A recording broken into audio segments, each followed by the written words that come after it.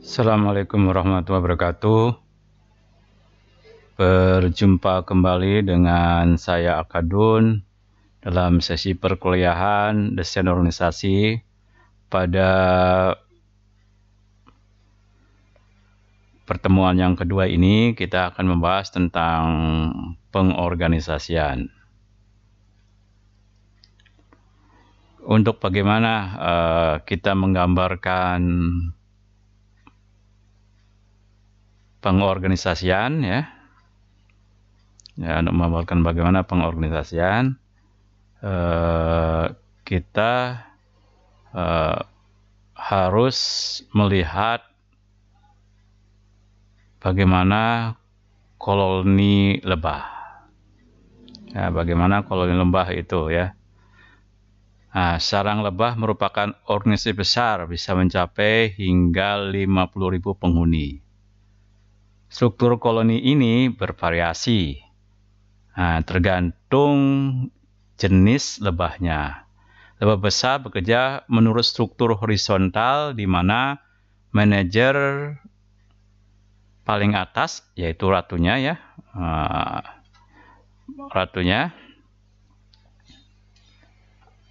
dari upper manajemen itu ratunya melakukan banyak tugas yang dilakukan oleh pekerjanya. Pertama, koordinasi antara ratu dengan pekerja merupakan hal vital. Oleh karena itu koordinasi antara ratu dengan pekerja itu merupakan hal vital. Koloni lebah menggambarkan struktur vertikal. Ratu tidak melakukan tugas-tugas lebah pekerjanya. Yang ia lakukan adalah bertelur. Sementara para lebah pekerjanya mengumpulkan makanan, merawat keturunan mereka, dan membersihkan dan melindungi sarang. Sebuah sarang lebah terbagi dalam departemen. Di dalam sarang, barisan berbentuk lubang berisi lilin adalah tempat menyimpan telur, larva, tepung sari, dan madu.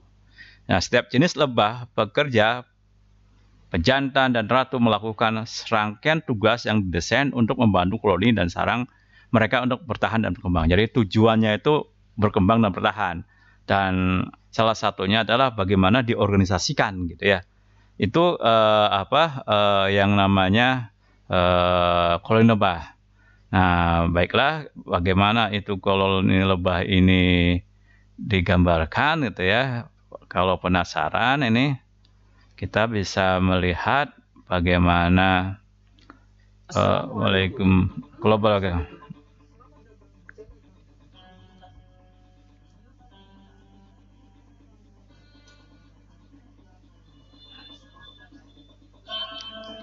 Nah, ini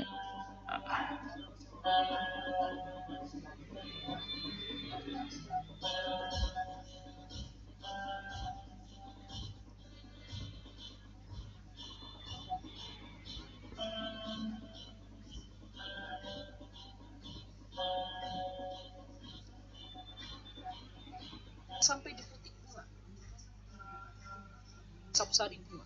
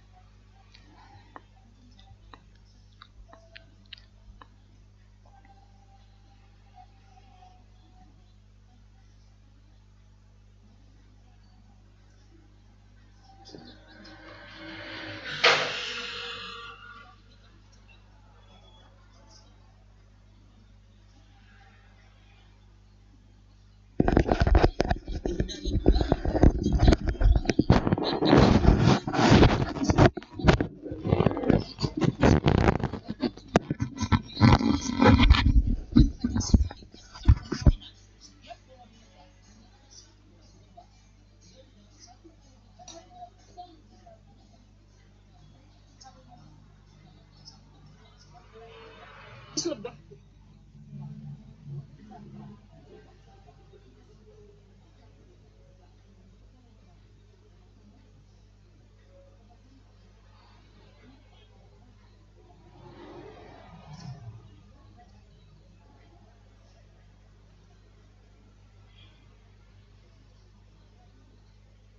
besar dari lebah pekerja.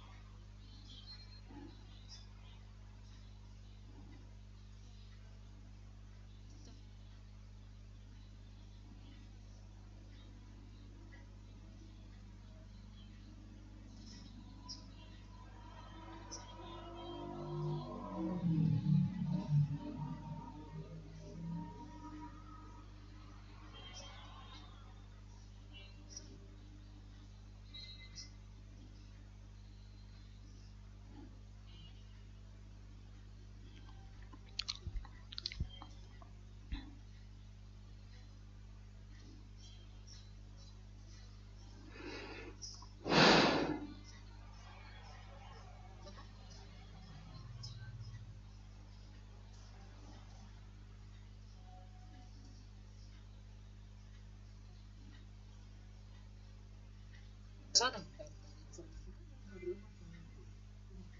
sampai jam saya pernah menanyakan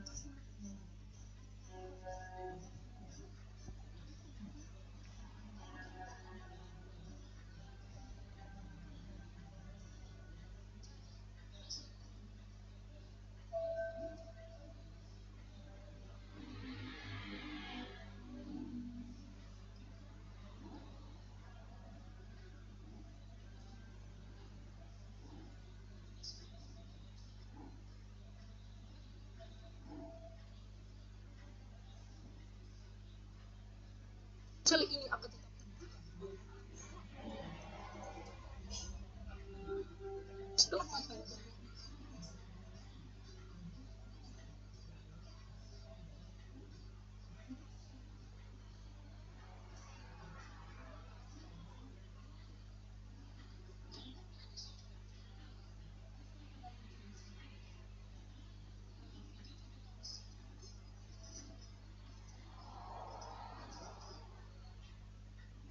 Nah, itu saya kira bagaimana Colin itu bekerja, gitu ya.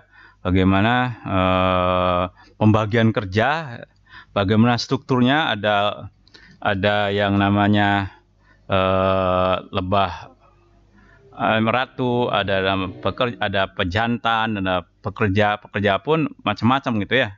Nah, itu sekira pembagian yang sangat alami di dalam kehidupan seekor lebah gitu ya.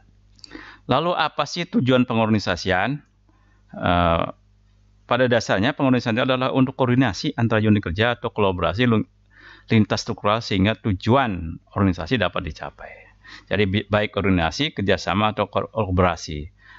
Yang kedua, ini adanya strategi baru, perubahan pada kondisi pasar atau teknologi inovatif, maka perlu juga pengorganisasian yang itu dalam bentuk desain organisasi. Pengorganisasian ini pada dasarnya adalah pemanfaatan sumber daya organisasi untuk mencapai tujuan strategis. Jadi bagaimana salah satu pengorganisasian itu adalah memanfaatkan sumber daya, baik itu sumber daya manusia, sumber daya buatan, maupun sumber daya alam gitu ya, itu dimanfaatkan sedemikian rupa sehingga mencapai tujuan-tujuan strategis. Lalu juga pengorganisasian juga merupakan pemanfaatan sumber daya, digambarkan melalui pembagian kerja organisasi, ya, pembagian kerja organisasi, lalu menjadi sejumlah departemen dan jabatan, garis formal kewenangan, mekanisme untuk mengorganisasi tugas yang berbeda. Yang selanjutnya adalah strategi, mendefinisikan apa yang harus dilakukan. Jadi kalau strategi itu pada dasarnya kan ada mendefinisikan apa yang harus dilakukan. Kalau strategi organisasi berarti apa-apa yang harus dilakukan. Kalau pengorganisasian mendefinisikan bagaimana melakukannya. Jadi kalau strategi apa-apa saja jangan, jadi bagaimana strateginya supaya kita bisa mencapai tujuan sasaran pembelajaran yang efektif. Nah, misalnya dengan menggunakan berbagai alat media gitu ya, termasuk di dalamnya menggunakan media sosial semacam YouTube yang kita gunakan ini. Sedangkan pengorganisasian mendefinisikan bagaimana melakukannya, ya apa langkah-langkahnya pengorganisasian itu ya diorganisasikan. Pertama ya, kalau supaya mencapai itu harus ada alatnya, lalu memasang alatnya, lalu kita memanfaatkannya. Jadi sekali lagi strategi itu berkaitan dengan apa yang harus kita lakukan, sedangkan pengorganisasiannya itu bagaimana melakukannya. Struktur organisasi merupakan alat yang digunakan manajer untuk memanfaatkan sumber daya guna melakukan pekerjaan masing-masing. Jadi kalau kita hasil dari pengorganisasian itu menjadi struktur organisasi, pada dasarnya struktur organisasi itu bagaimana menggunakan sumber daya oleh pekerjaan masing-masing. Jadi kalau seperti kita pernah bahas di dalam pertemuan yang pertama gitu ya, bahwa ada unit-unit kerja, ada tupoksi, ada jabatan di situ ya, ada tanggung jawab dan wewenang, ada hak dan kewajiban. Nah, itu ada hubungan kerja. Nah, itu semuanya saya kira bagaimana memanfaatkan supaya sumber daya yang ada itu dimanfaatkan untuk melakukan pekerjaan tupoksi masing-masing. Nah, struktur organisasi pada dasarnya adalah sekali lagi sekumpulan tugas formal yang dimandatkan kepada individu dan pemain. Hubungan pelaporan formal termasuk garis wewenang, tanggung jawab, keputusan, jumlah tingkat hierarki, dan rentang pengawasan manajer. Desain sistem untuk menjamin koordinasi yang efektif dari karyawan di berbagai departemen. Nah, struktur organisasi itu ada yang sebenarnya ada yang dinamakan struktur vertikal. Apa itu struktur vertikal? Serangkaian tugas formal dan hubungan pelaporan formal memberikan kerangka kerja untuk kontrol vertikal dan dalam organisasi. Jadi vertikal itu dari atas ke bawah. Kalau horizontal kan ke samping gitu ya. Nah, secara vertikal struktur organisasi itu berkaitan dengan apakah memberikan pengawasan, kontrol dari atas ke bawah, atau memberi pelaporan dari bawah ke atas. Nah, itu. Lalu karakteristik dari struktur vertikal digambarkan dalam bagan organisasi yang merupakan penggambaran visual dari struktur organisasi. Nah, fitur struktur organisasi sendiri biasanya nanti kita bahas juga merupakan unsur-unsur di dalam kerangka mendesain struktur organisasi, yaitu ada spesialisasi kerja, work specialization atau division of labor, ada rantai komando chain of command, rentang manajemen ada span of management, ada sentralisasi dan desentralisasi, atau model pengambilan keputusan, dan ada formalisasi. Satu lagi nanti dalam struktur itu ada yang namanya departementalisasi ya. Jadi ada 6, tapi ini menurut salah satu buku ini ada 5. Nah, kita bahas satu persatu seingat dulu. Ada yang namanya spesialisasi kerja. Tingkatan di mana tugas organisasi dibagi-bagi lagi ke dalam pekerjaan yang berbeda-beda. Misalnya pada pabrik botol soda diilustrasikan pemisahan tugas produksi ke dalam pembotolan, pengendalian mutu, dan perawatan. Nah, itu di dalam di dalam suatu fakultas perguruan tinggi ada yang menjadi ngurusi pendidikan, ada ngurusi keuangan, barang dan jasa gitu ya, barang dan alat atau sarana prasarana pendidikan gitu ya, ada kepegawaian, dan ada juga yang ngurusi kemahasiswaan. Itu misalnya ya. Dalam perusahaan besar, spesialisasi kerja akan lebih efisien, akan tetapi akan mengisolasi pegawai pada pekerjaan masing-masing. Suntuk aja situ ya. Misalnya saja di dalam, taruhlah di dalam pabrik gitu ya. Nah, itu ada spesialisasi, ada yang memotong saja kalau di konveksi itu ya, ada yang menyetrika saja gitu ya, ada yang menjahit saja, ada yang mengepak saja, ada yang mengangkut saja gitu. Nah, itu pekerjaan-pekerjaan yang spesifik dari awal sampai akhir itu saja. Yang kedua itu rantai komando. Karena rantai komando ini adalah garis wewenang yang tidak terputus, yang menghubungkan semua orang dalam organisasi dan menunjukkan kepada siapa seorang harus bertanggung jawab. Jadi misalnya kalau kepala desa ada kasih-kasih gitu, ada sekretaris, ada kasubag karo ya, atau karo-karo. Nah itu misalnya ya. Atau di kecamatan itu ada garis komandonya dari camat ke kasih-kasih ke pelaksana, atau dari camat ke sekretaris kecamatan ke kasubag gitu. Itu rantai komandonya, sehingga pelaksana itu bertanggung jawab kepada kasih itu bertanggung jawab kepada camat. Nah, demikian juga pelaksana di kasubag itu bertanggung jawab kepada sekretaris kecamatan kepada camat itu. Dan demikian juga di organisasi-organisasi lain. Nah, rantai komando memiliki dua prinsip dasar, yaitu kesatuan perintah. Tiap karyawan bertanggung jawab hanya kepada satu supervisor. Jadi sekali lagi, prinsip dasar rantai komando itu ada kesatuan perintah. Setiap karyawan, setiap pelaksana itu bertanggung jawab kepada satu supervisor, satu manajer gitu ya. Prinsip yang kedua yaitu skalar, garis wewenang yang terdefinisikan dengan jelas, termasuk seluruh karyawan. Jadi kalau gambarannya skalar itu seperti apa ya terdefinisikan dengan jelas. Nah, rantai komando ini berkaitan dengan konsep wewenang, tanggung jawab, dan delegasi. Jadi kalau kita bicarakan tentang rantai komando, maka kita akan bicara tentang konsep-konsep yang lain, yaitu ada wewenang, ada tanggung jawab, dan delegasi. Nah, wewenang itu ada kategorinya, ya. Ada wewenang berada pada posisi organisasi, bukan kepada orang. Jadi wewenang itu bukan melekat pada orang ya. Misalnya presiden gitu ya, pada Jokowi gitu ya. Bukan pada Jokowinya, tapi lembaga presidennya itu. Jadi organisasi pemerintah yang namanya kepresidenan itu, bukan pada Jokowinya. Wewenang diterima di bawahan. Teori akseptasi ya, wewenang menyatakan bahwa seorang manajer memiliki wewenang hanya jika para bawahannya memilih menerima perintahnya. Jadi kalau presiden banyak membangkang di menterinya, berarti presiden tidak mempunyai wewenang. Oleh karena itu ya susah kalau orang yang tidak mewenang. Misalnya sebuah perguruan tinggi mempunyai rektor, tapi mereka tidak bisa memecat para pegawainya, gitu, tidak punya wewenang, tidak memindahkannya atau menurunkannya, gitu ya. Ya susah kalau gitu ya. Berarti tidak memiliki wewenang itu sama dengan. Yang ketiga, wewenang itu mengalir ke bawah pada hierarki vertikal. Jadi kalau di presiden ke menteri, ke menko ke menteri ke dirjen, ya, dirjen ke direktur, gitu ya, dan seterusnya. Jadi posisi di hierarki tingkat atas, organisasi menanamkan wewenang yang lebih formal dibandingkan dengan posisi yang bawah. Yang kedua berkaitan dengan tanggung jawab, kewajiban seorang karyawan untuk melakukan tugas atau aktivitas yang diberikan kepadanya. Jadi tanggung jawab. Jadi apa sih tanggung jawab? Kewajiban seorang karyawan untuk melakukan tugas dan aktivitas yang diberikan kepadanya.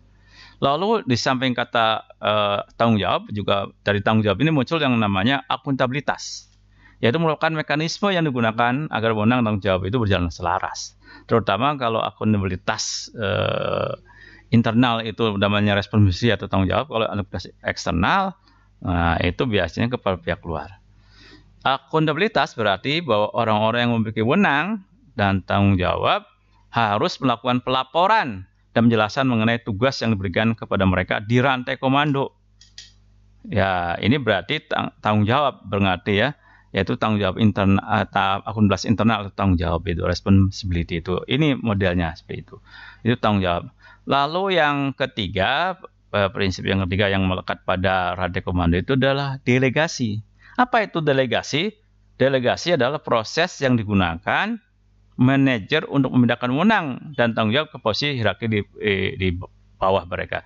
Misalnya ya, kalau kita di dalam konsep desentralisasi yang namanya dekonsentrasi gitu ya, menteri memberikan wewenang kepada kepala kantor menteri agama ya, misalkan kepada kepala kantor Kementerian Agama provinsi. Lalu juga mendelegasikan kepada kepala kantor Kementerian Agama kabupaten kota, baru kepada kepala kabupaten dan kepada misalnya kalau dalam urusan mengawinkan, menikahkan gitu ya, nggak mungkin semuanya oleh menteri. Oleh menteri itu didelegasikan ke kepala kantor Kementerian Agama terus akhirnya ujung-ujungnya kepala kantor urusan agama dan kepala kantor urusan agama kepada naib-naib itu gitu ya. Nah, itu yang namanya hierarki tanggung jawab itu.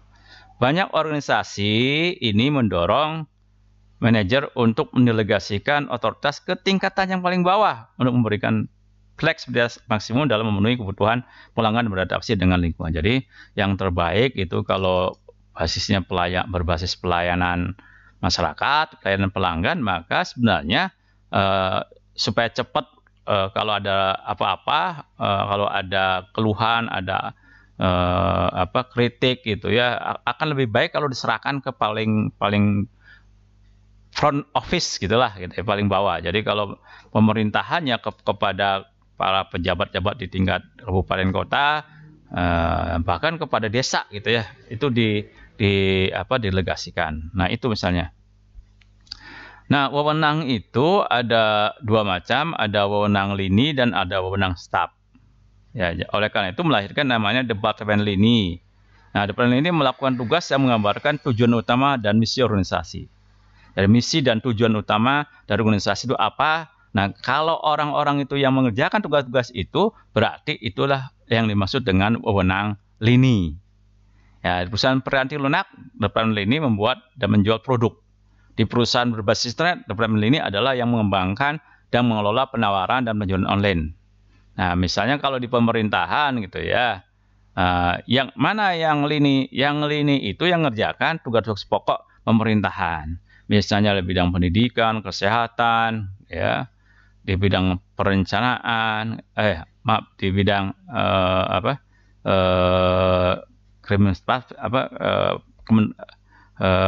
permukiman, di bidang KPU-an, itu pekerjaan umum gitu ya, dan di bidang-bidang lain yang sifatnya tugas inti gitu ya, untuk mencapai visi dan tujuan organisasi pemerintahan daerah gitu ya, yang seperti yang diberikan oleh pemerintah pusat, maka itulah yang disebut lini gitu ya. Sedangkan yang lainnya, misalkan sekretariat daerah, sekretaris dewan itu merupakan staf gitu ya. Yang sekretaris lainnya di bawahnya pun merupakan staf. Jadi kan kalau di dinas pun ada sekretaris ya, di badan pun ada sekretaris, di kantor pun ada sekretaris. Nah, itu juga termasuk staf. Departemen staf meliputi semua yang menyediakan keahlian untuk mendukung departemen ini. Departemen staf memiliki hubungan yang bersifat pemberian saran, kalau memberi saran ya kepada departemen ini, dan umumnya meliputi pemasaran, hubungan tenaga kerja, akunting, sumber daya manusia. Itu kalau di perusahaan itu ya ada semacam itu. Nah, tiap orang di posisi manajemen memiliki wewenang formal untuk mengarahkan dan mengontrol bawahannya langsung. Itu lini dan staf. Wewenang staf bersifat lebih sempit dan meliputi hak untuk memberi saran, merekomendasi, dan memberi nasihat di bidang keahlian spesialis staf. Wewenang staf merupakan hubungan komunikasi spesialis staf memberikan manajer saran pada area teknis. Contohnya, Departemen Keuangan dari perusahaan manufaktur akan memiliki wewenang staf untuk berkoordinasi dengan Departemen Lini tentang bentuk pelaporan yang akan digunakan untuk memfasilitasi pembelian peralatan dan standarisasi layanan penggajian. Nah, itu diberikan efisiensinya, saran-sarannya, dan saran-sarannya itu akhirnya bersifat perintah juga ujung-ujungnya ya. Selanjutnya yang ketiga itu berkaitan dengan rentang manajemen. Ya, rentang manajemen. Nah, apa itu rentang manajemen? Jumlah karyawan yang bertanggung jawab kepada seorang supervisor. Rentang manajemen ini disebut juga rentang pengawasan, span of control. Salah satu ciri dari struktur ini menentukan seberapa dekat seorang supervisor dapat mengawasi bawahannya. Secara tradisional, dari desain organisasi merekomendasikan rentang manajemen itu sekitar 7 orang untuk manajer, namun sekarang memiliki rentang antara 30 sampai 40. Contoh di pabrik perakitan mesin berbasis kelompok Lockheed, Consolidated, Diesel, rentang itu manajemen itu 100. Jadi sangat banyak, apalagi dengan adanya CCTV gitu ya, adanya alat komunikasi yang lain gitu ya, alat media yang lain, maka rentang itu masih besar. Tetapi kenyataannya di dalam struktur organisasi pemerintahan rentang itu antara 3 sampai 8. Tapi umumnya ada 5 gitu rentangnya itu. Nah, selanjutnya ini rentang itu kan berkaitan dengan pengawasan. Oleh karena itu faktor-faktor yang berkaitan dengan keterlibatan yang lebih kecil dari sebuah besar sehingga memperbesar rentang pengawasan. Jadi kalau pengawasnya sedikit, yang rentangnya banyak, berarti memperbesar itu ya. Misalnya pekerjaan yang dilakukan stabil dan rutin. Jadi kalau pekerjaannya misalnya di pabrik itu begitu, ada yang jahit, yang konveksi ya, ada menyalakan mesin gitu ya, ada memperlihatkan jalan mesin gitu ya. Nah itu ya biasanya stabil dan rutin ya. Semakin banyak orang yang diawasi itu nantinya itu. Lalu bawahan melakukan tugas yang bersama dari tahun ke tahun, dari hari ke dari bulan ke bulan, dari hari-hari ke dari jam ke jam, dari menit-menit, itu saja. Ya rentang kendalinya akan luas gitu ya.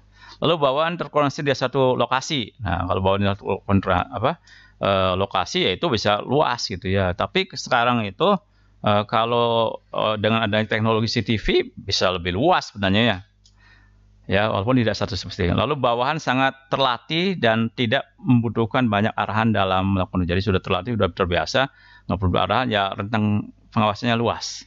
Lalu peraturan dan prosedur dalam mendivisikan tugas tersedia.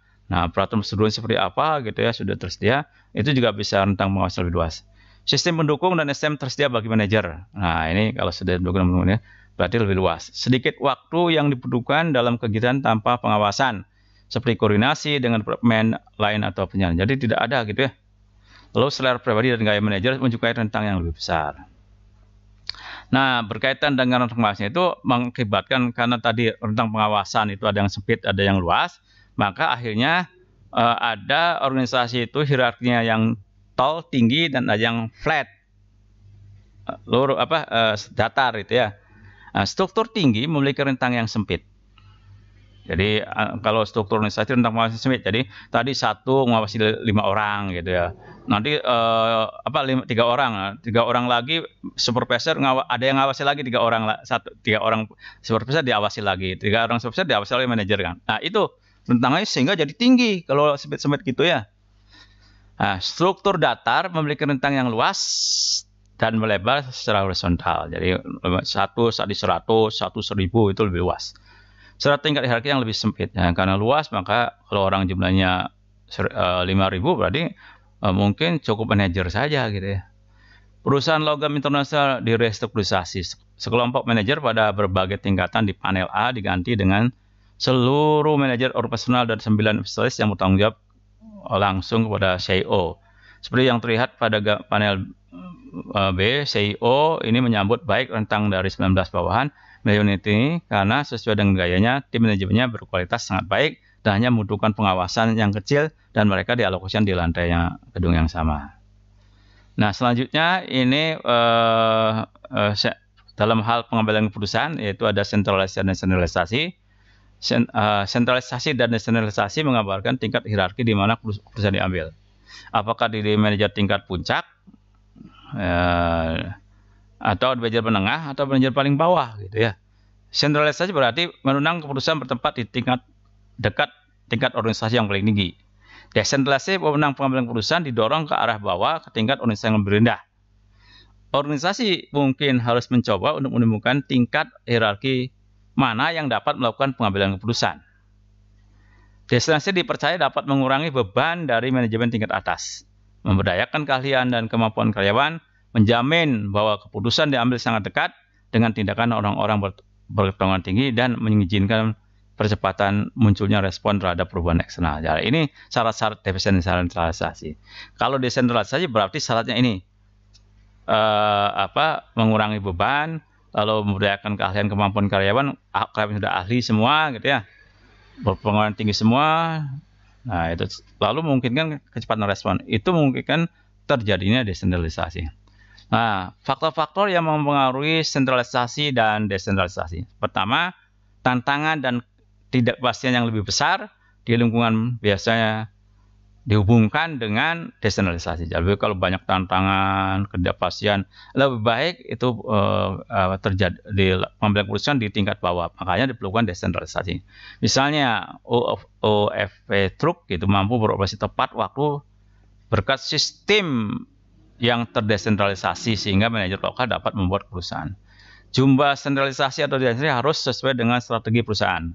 Jadi mau sentralis mau desentralisasi itu sangat tergantung dari perusahaan. Misalkan Johnson & Johnson memberikan hampir seluruh wewenang pada 108 perusahaan yang beroperasi untuk mengembangkan dan memasarkan produk sendiri. Desentralisasi sesuai dengan strategi pemberdayaan perusahaan yang membuat tiap divisi berada dekat dengan pelanggan sehingga dapat dengan cepat beradaptasi dengan kebutuhan mereka. Misalnya kalau kita itu kan anak-anak itu sering sekali dikasih kalau habis mandi dikasih minyak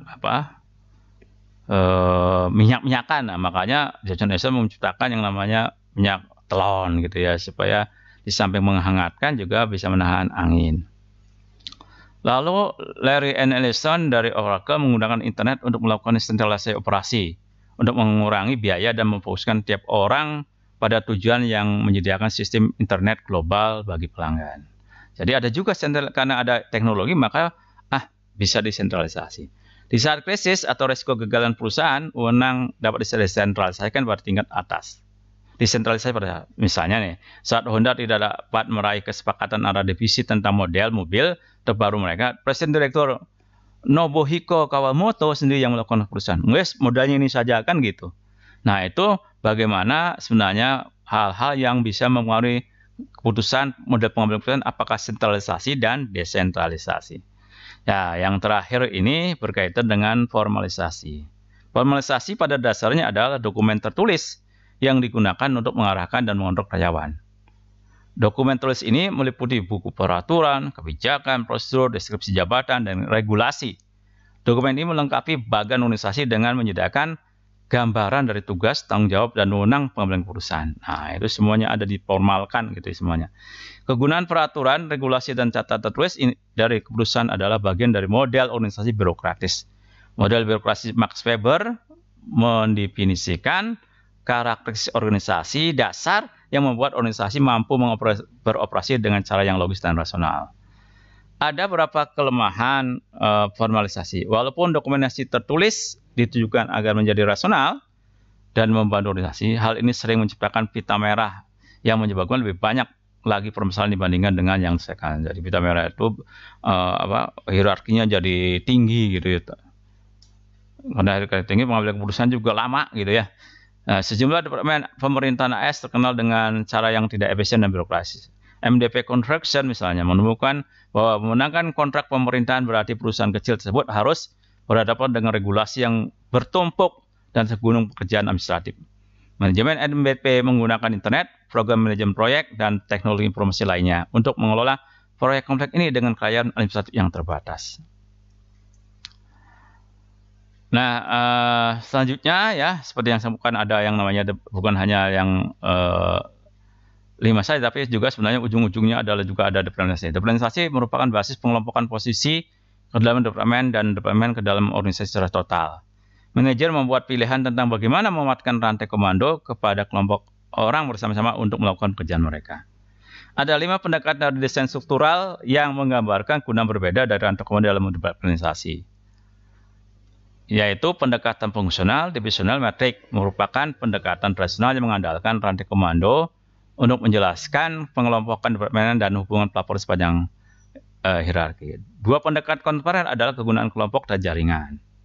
Ada juga pendekatan virtual organisasi. Pendekatan lebih baru seperti kelompok, jaringan, dan organisasi virtual telah muncul untuk memenuhi kebutuhan yang berubah dari organisasi berbasis pengetahuan di tengah lingkungan yang terus mengarah ke tingkat global. Saya kira itu dari 5 pendekatan yang ada di dalam desain struktural itu. Kurang lebih mohon maaf. Ya. Assalamualaikum warahmatullahi wabarakatuh. Selamat istirahat. Salam ya.